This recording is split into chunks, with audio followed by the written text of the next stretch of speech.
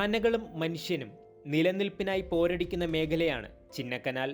ഈ സംഘർഷത്തിൽ 42 മനുഷ്യജീവനുകൾ പൊലിഞ്ഞു.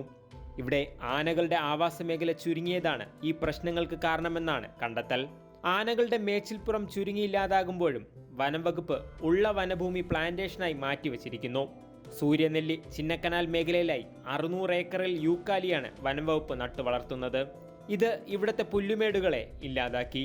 ഈ പറയുന്ന മോണോ പ്ലാന്റേഷൻസ് അല്ലെങ്കിൽ ഈ അധിനിവേശ ഇത് മാറ്റിയിട്ട് അത് സ്വാഭാവികമായിട്ടുള്ള അവിടുത്തെ രീതിക്കാക്കണം.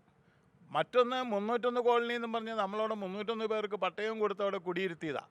ആ ആനത്താരയ്ക്കകത്ത് അന്ന് പട്ടയം കൊടുക്കരുതെന്നും അവിടെ താമസയോഗ്യമായ സ്ഥലമല്ല എന്നും കൃത്യമായിട്ട് വനം വകുപ്പ് റിപ്പോർട്ട് കൊടുത്തതാണ് അന്നത്തെ 2002 ഗവൺമെൻറ്റിന്. പക്ഷേ ആ ഗവൺമെൻറ് അത് ചെവിക്കൊള്ളാൻ തയ്യാറായില്ല. അവരവിടെ പട്ടയം കൊടുത്തു, 301 പേരെ കൊണ്ട് താമസിപ്പിച്ചു. ആ 301 കോളനി ഇന്ന് ശൂന്യമായി കൊണ്ടിരിക്കുന്നു. മൂന്നാർ ഡിവിഷന് കീഴിൽ മാത്രം 5000 ഏക്കറാണ് വനംവകുപ്പ് പ്ലാന്റേഷനായി മാറ്റിവെച്ചിരിക്കുന്നത്.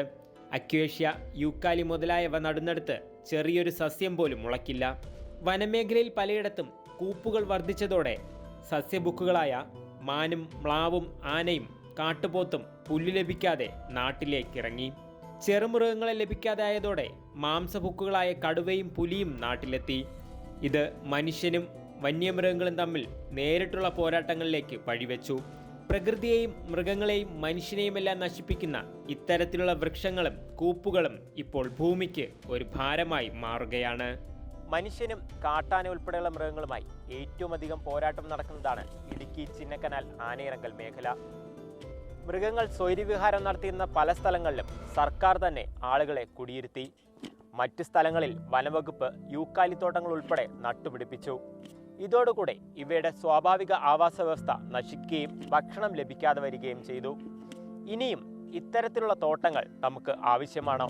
അതാണ് സർക്കാരും വനംവകുപ്പും പ്രധാനമായും ചിന്തിക്കേണ്ടത്. ചിന്നക്കനാലിൽ നിന്ന് വിനു കാഞ്ഞിരപ്പള്ളിക്കൊപ്പം ലിജോ റോളൻസ്, മാതൃഭൂമി ന്യൂസ്.